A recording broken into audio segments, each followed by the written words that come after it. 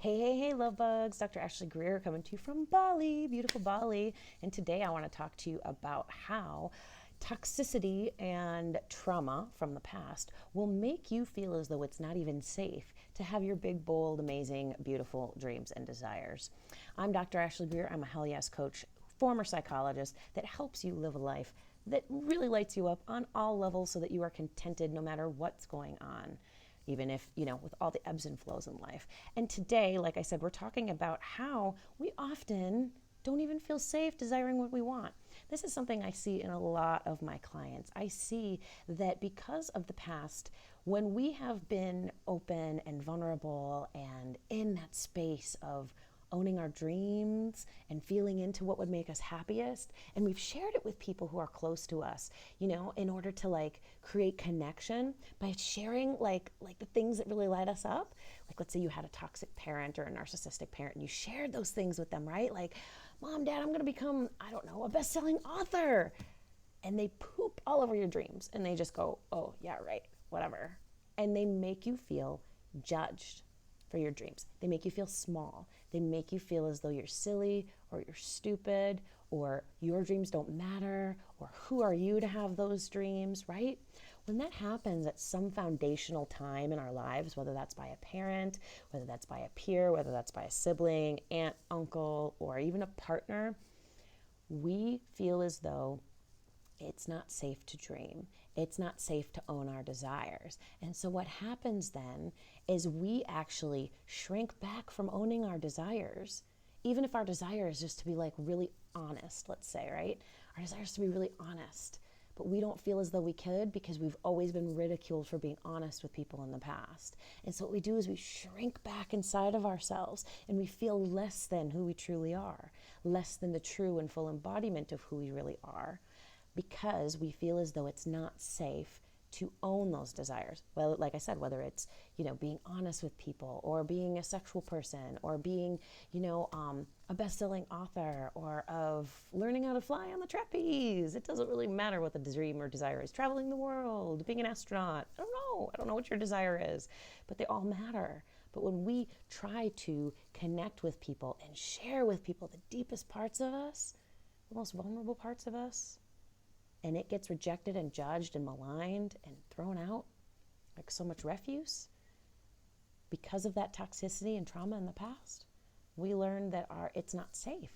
It's not safe to dream. It's not safe to be content. It's not safe to be happy. And so what we do is we shrink back from it, and we shrink back from it in a bid for self-protection, because we really want to keep those dreams and desires safe inside of us. And so we package them up into a tight little ball that nobody can take away from us. But the problem is, the more we pack them up into this tight little ball, the less and less we are connected to them, the less and less we are connected to ourselves.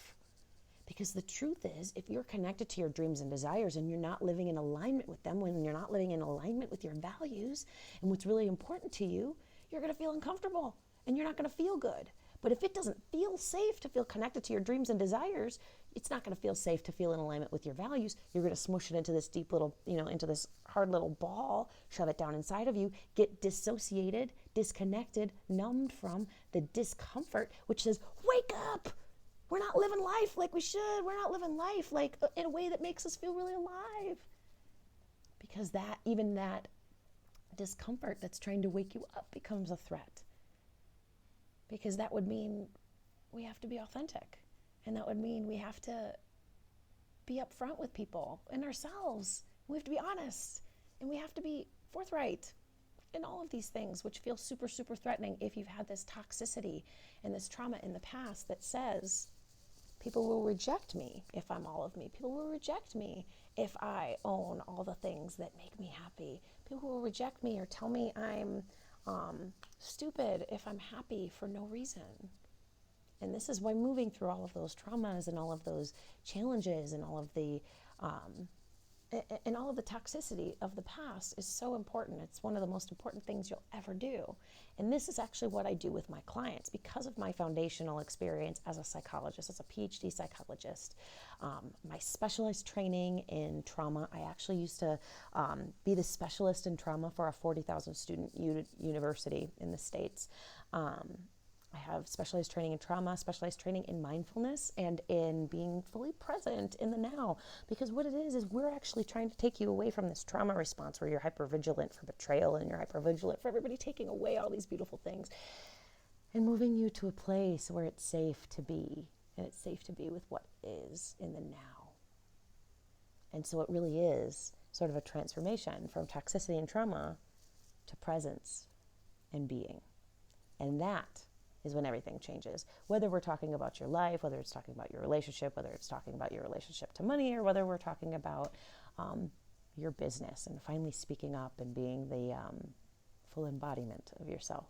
All right, darling, I'll see you next time. I so enjoy talking to you on this. If you haven't yet, please like, share, comment, subscribe.